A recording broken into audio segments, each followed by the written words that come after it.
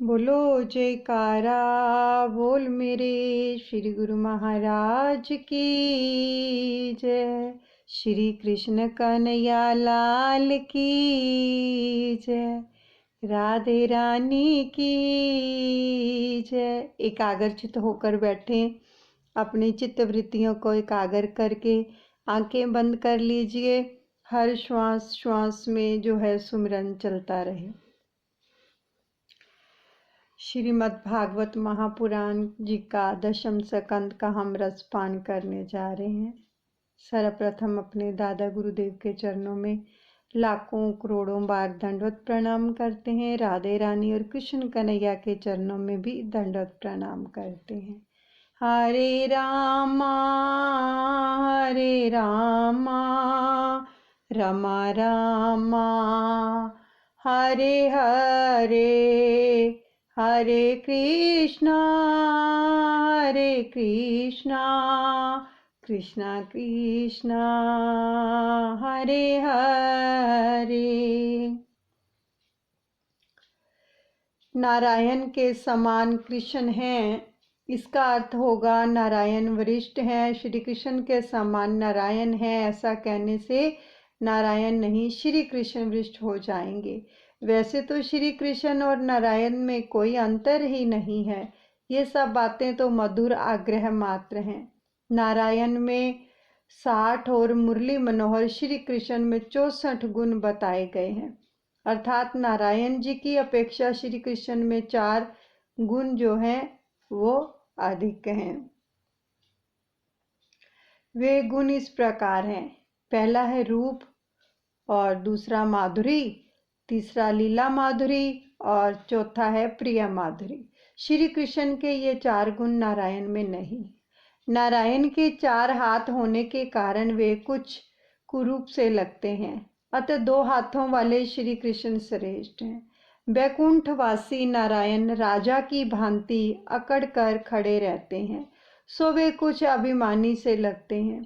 वे हमारे साथ बोलते भी नहीं हैं। कन्हैया में कोई अकड़ नहीं है, वह हम सबके साथ बोलता है, खेलता है, घूमता है। अतः हमारा कन्हैया ही श्रेष्ठ है। अतिशय आतुरता होने पर परमात्मा दौड़ते हुए आते हैं। गोकुल में एक नववधु आई थी जो कन्हैया के दर्शन पाने के लिए बड़ी आतुर थी, किंतु उसकी सास उसे वहां जाने ही नहीं देती थी। तो आज जब वह जल भरने गई तो रास्ते में श्री कृष्ण का ही चिंतन कर रही थी। बांकी जुल्फों वाला मनमोहन, मस्तक पर मोर पंख, होठों पर बांसुरी और कानों में मकराकृति कुंडल और कटी पर पीतांबर धारण किए हुए था, और वह छुमक छुमक करता हुआ उस गोपी के पीछे हो लिया। अब बाल कन्हैया ने पीछे से गोपी का आंचल पकड़ लिया। गोपी ने देखा कि कन्हैया उसका आंचल पकड़े हुए खड़ा है। 3 बरस के उस कन्हैया को गोपी ने प्यार से अपनी छाती से लगा लिया। विजुलाइज कर लीजिए, ये कितनी प्यारी लीला है। लाला ने भी उस गोपी को अपनी छोटी छोटी बाहों में भर लिया और कहने लगा, तू कितनी सुंदर है, लगता है मैं ही तेरा स्वामी हूँ। रात के समय रास में आना कन्हैया बड़ा वाणी चतुर है, और कोई सामान्य पुरुष कभी राह चलती किसी स्त्री को ऐसा कहता है तो वो दोनों एक दूसरे के हैं। कन्हैया तो सभी का पिता है, पति और संतान भी है।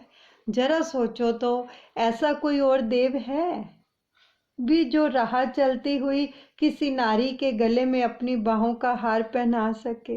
पर स्त्री से तो सभी देव डरते हैं, किंतु बैकुंठ के नारायण तो मर्यादा पुरुषोत्तम है, और कन्हैया जो है पुष्टि पुरुषोत्तम है।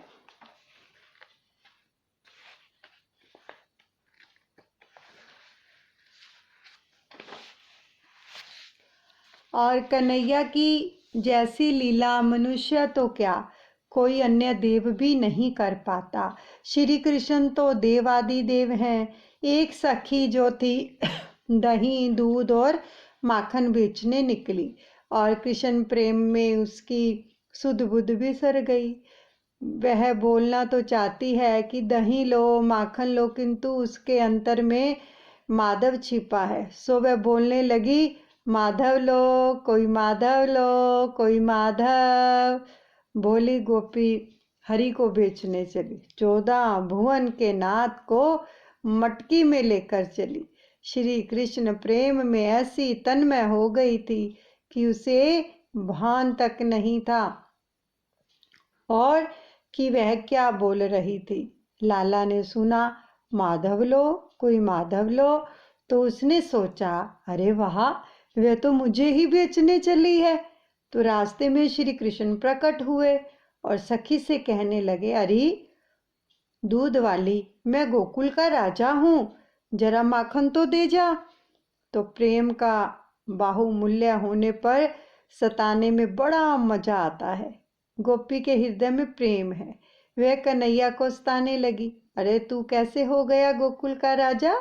गोकुल के राजा तो बलराम भैया, मैं तुझे नहीं उन्हीं को माखन दूंगी। ना जाने नंद बाबा इस काले कलूटे कन्हैया को कहाँ से उठा लाए हैं। तो नंद बाबा तो गोरे हैं और तू काला है, कहाँ से लाए हैं वे तुझे? कन्हैया ने गोपी की साड़ी का आंचल पकड़ लिया। अब गोपी कहने लगी, अरे लाला, छोड़ दे मेरी साड़ी, मेरे दूध दही माखन मिट्टी में सन जाएंगे और मेरी सास मेरी चमड़ी उधेड़ देगी। तो गोपी ने बलपूर्वक अपना आंचल छुड़ा लिया और आगे बढ़ने लगी। पीछे मुड़कर देखा तो कन्हैया मुंह फुलाकर बैठा हुआ था। गोपी वापस आकर उसे मनाने लगी, कान्हा माखन ले, मिश्री भी ले, चाहे सो दूं। तो मेरी बड़ी भूल हुई, अब मान भी जा। किंतु कन्हैया अब क्यों मान जाए? उसने कहा कि मुझे कुछ भी नहीं चाहिए।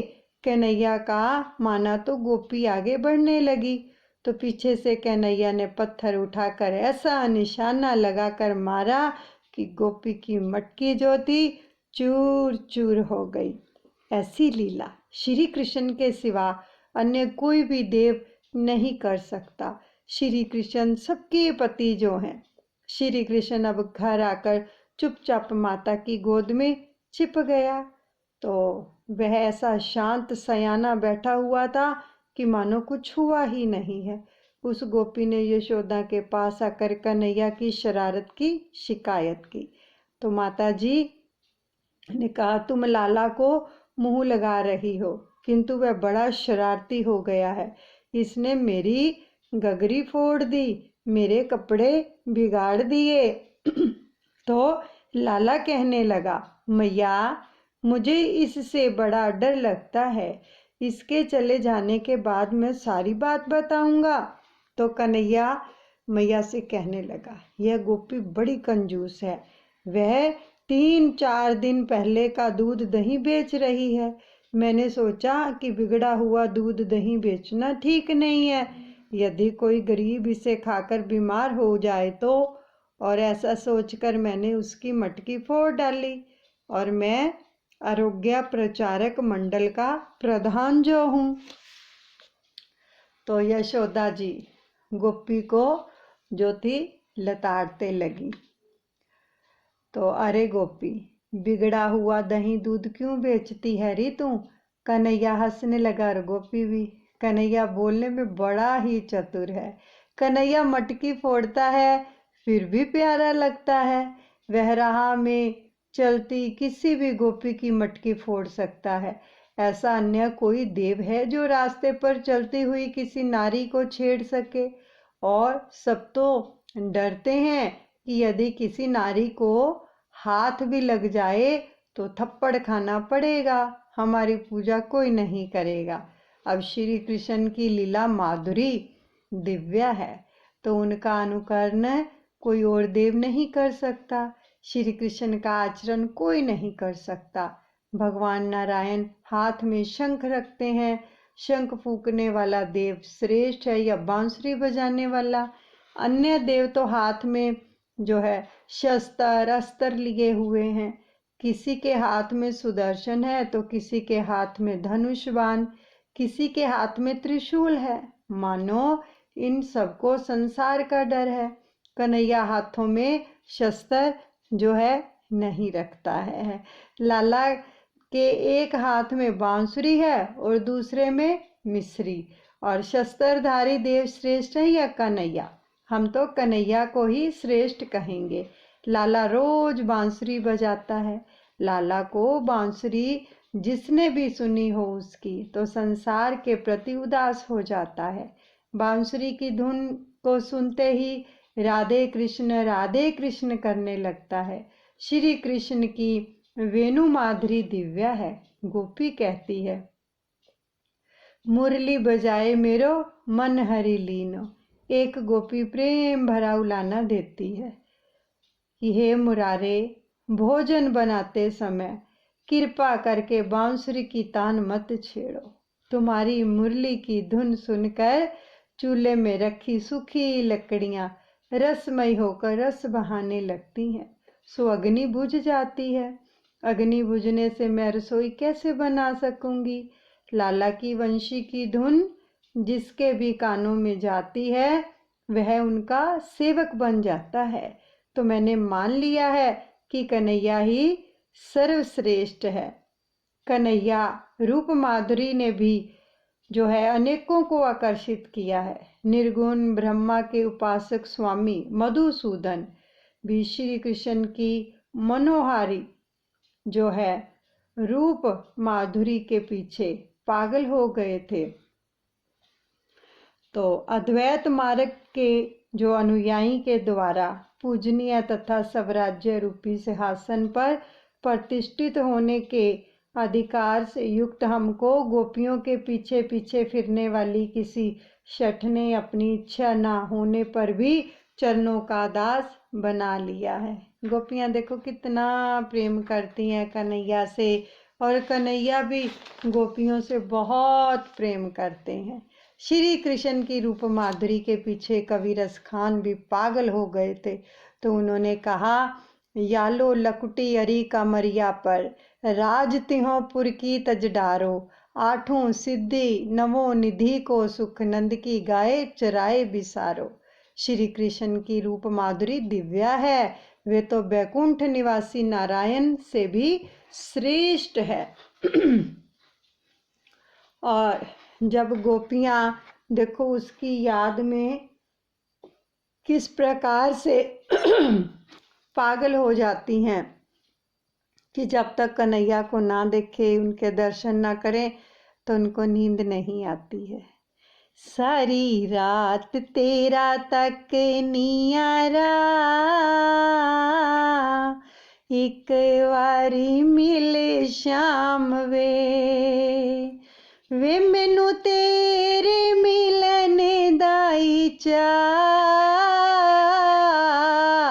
एक वारी मिल चन वे। सारी रात तेरा तक नियारा, एक वारी आवी शाम वे। उठ के सवेरे ते कन्हैया दूधे रीड़े का, कन्हैया दूधे रीड़े का।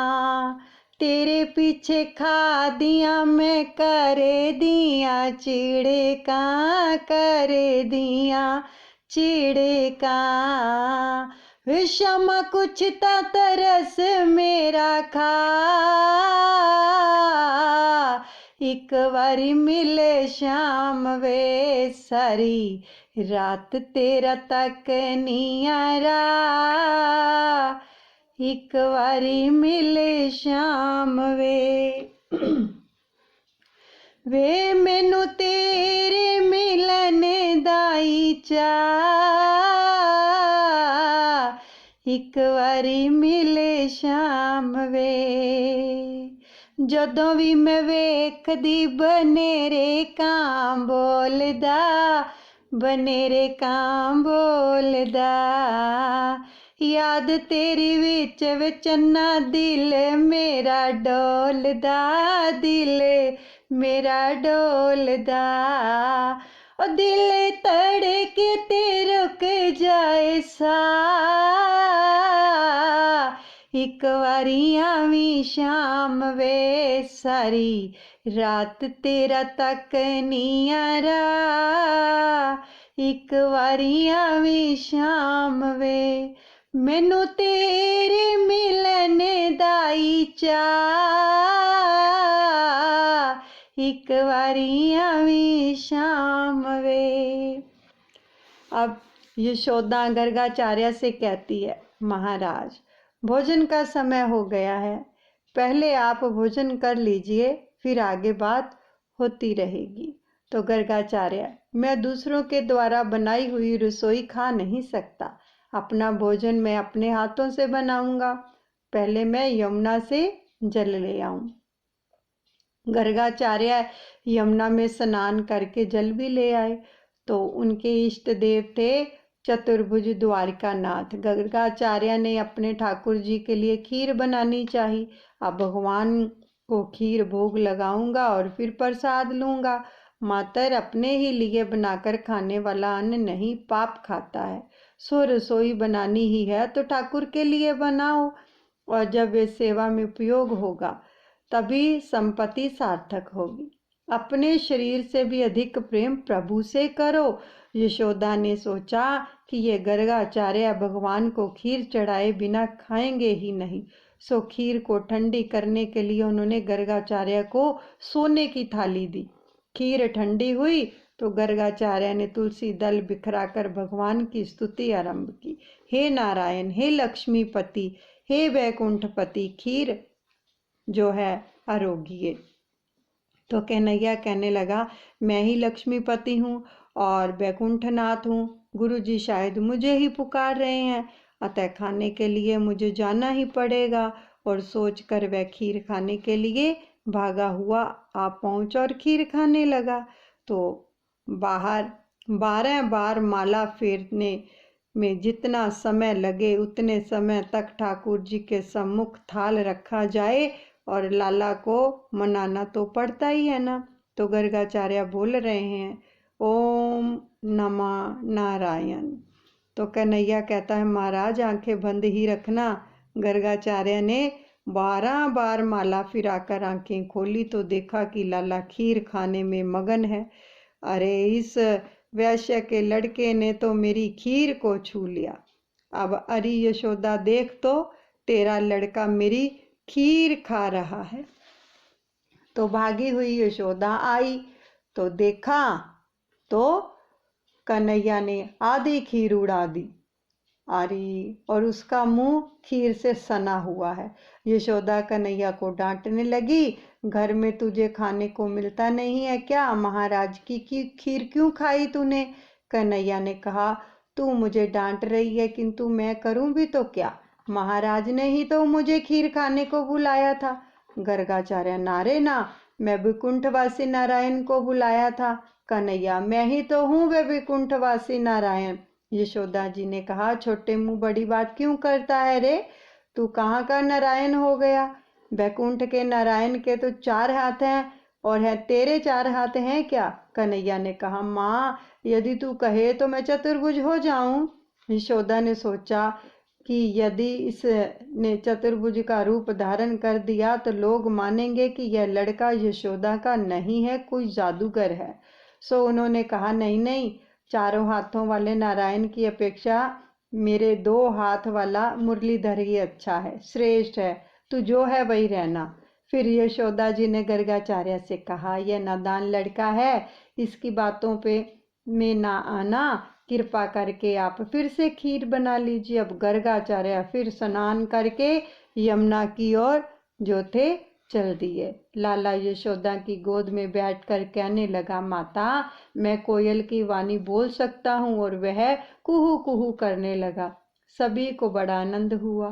कन्हैया जब आंगन में खेलता है तो उसे देखकर मोर भी आनंद से नाचने लगता है। कन्हैया माता से कहता है, मैं भी मोर की भांति नाच सकता हूँ, और वह ठुमक ठुमक कर नाचने लगता है। यशोदा ने कहा, बेटा तूने यह नाचना किससे सीखा है? कन्हैया ने कहा, माँ मैं तो तेरे पेट में से ही सीख कर आया हूँ। माँ, उस मोर पीछे के जो है वह कौन है जो मोर के पीछे है? तो माता ने कहा, वह मोरनी है। तू जानता है कि मोरनी किसे कहते हैं? मोरनी तो है मोर की बहू। तो कन्हैया ने कहा, माँ, मेरी बहू कहाँ है? कन्हैया ने कहा, अपनी अद्भुत बाल लीला से सभी को आनंद दे रहा है कन्हैया। और गर्गाचार्य ने फिर खीर बनाई। लाला ने परिहास करने की सोची तो वह माता की गोद में सो गया। यशोदा जी ने सोचा, चलो अच्छा हुआ लाला सो गया है, अतः महाराज शांति पूर्वक जो है भोजन कर सकेंगे। तो गर्गाचार्य ने खीर पर तुलसी दल बिखेरा और प्रार्थना करने लगे। हरे रामा रामा रामा हरे हरे, हरे कृष्णा कृष्णा कृष्णा हरे हरे। यहीं पर हम दशम स्कंद को विश्राम देते हैं। दादा गुरुदेव के चरणों में सब अर्पण करते हैं। अनुचित क्षमा करें।